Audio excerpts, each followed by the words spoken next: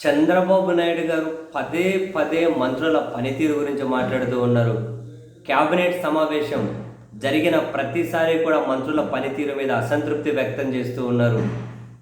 మంత్రుల పనితీరు మీద తీవ్ర ఆగ్రహాన్ని వెళ్ళగక్కుతూ ఉన్నారు. మీ పనితీరు బాగుండట్లేదు, అందరినీ మార్చాల్సిన పరిస్థితి వస్తుంది అని చెప్పి ఆగ్రహం. ఇది రెగ్యులర్ ఇంటర్వెల్స్లో కంటిన్యూస్గా జరుగుతూ ఉంది. వాళ్ళ పనితీరు మీద ర్యాంకింగ్స్ ఇచ్చారు, పనితీరు మీద అసంతృప్తి, పనితీరు మీద ఆగ్రహం, కొందరిని వ్యక్తి పర్సనల్గా కనుక పిలిపించుకొని మాట్లాడుతూ ఉన్నారు. అయినా కూడా ఎక్కడే కూడా మార్పు వస్తున్నట్టు గమనించడం లేదు. ఇవంతా కనుక గమనిస్తూ వస్తున్నటువంటి తెలుగుదేశం పార్టీలోని కొందరు సీనియర్ నేతలు చాలా సంతోషంగా ఉన్నారట. ఎందుకని? చంద్రబాబు నాయుడు గారు మొదట క్యాబినెట్ సమావేశాన్ని మొదట మంత్రివర్గాన్ని ప్రకటించినప్పుడు చాలామంది ఆశ్చర్యపోయారు. ముఖ్యంగా తెలుగుదేశం పార్టీ వాళ్ళు ఆశ్చర్యపోయారు. కారణం ఏంది? ఫస్ట్ టైం ఎమ్మెల్యేలకు మంత్రులు ఇచ్చారు, పూర్తిగా కొత్త వాళ్ళకి ఇచ్చారు.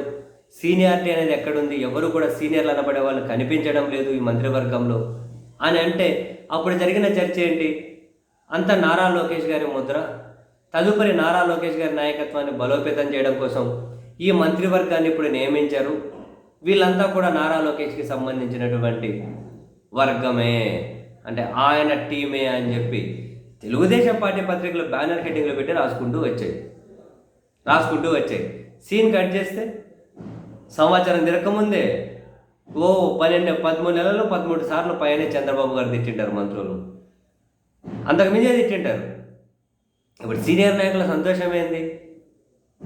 జూనియర్లకు ఇచ్చి, ఫస్ట్ టైం ఎమ్మెల్యేలు అయిన వాళ్ళకు ఇచ్చి, ఏమాత్రం అనుభవం లేని వాళ్ళకు ఇచ్చి, మాలాంటి వాళ్ళందరినీ విస్మరించి మంత్రివర్గానికి ఒక హుందాతనం అనేది లేకుండా చేసి ఇప్పుడు పని చేయట్లేదు అని చెప్పి గగ్గోలు పెడుతూ ఉంటే వాళ్ళు నవ్వుతూ ఉన్నారట.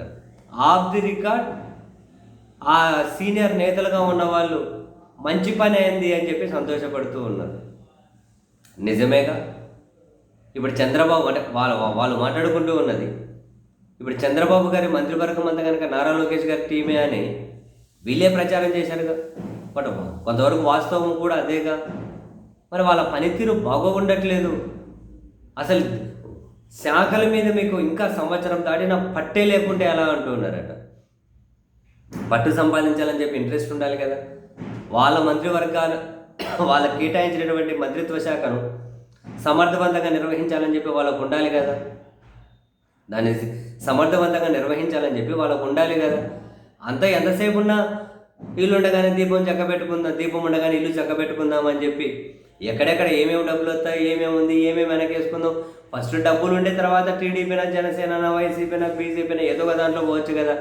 డబ్బులు లేకపోతే ఎవరు పట్టించుకోరు. అంతెందుకు డబ్బులు లేకపోతే చంద్రబాబు గారే పట్టించుకోరు అని చెప్పి దీపం ఉండగానే ఇల్లు చక్కబెడుతూ ఉన్నారు. అంతెందుకు తెలుగుదేశం పార్టీ పత్రికలే నిన్న ఒక కీలకమైన ఉత్తరాంధ్రకు చెందిన మినిస్టర్ అని చెప్పి ఆమె చేస్తున్నటువంటి డీల్స్ చూసి ముఖ్యమంత్రి కార్యాలయం నోరేలా పెట్టిందని చెప్పి రాసుకుంటున్నారే. అందరూ అదే పని మీదే ఉన్నారు. ఇక మరి వాళ్ళు పట్టు పెంచుకునేది ఏంది? ఏదో ఎట్లుంటే అలా పోతుంటే మనకి ఎంత వచ్చిందని చెప్పి లెక్క పెట్టుకుంటున్నారు. రాత్రి అయితే చాలామంది పరిస్థితి అలాగే ఉంది మరి.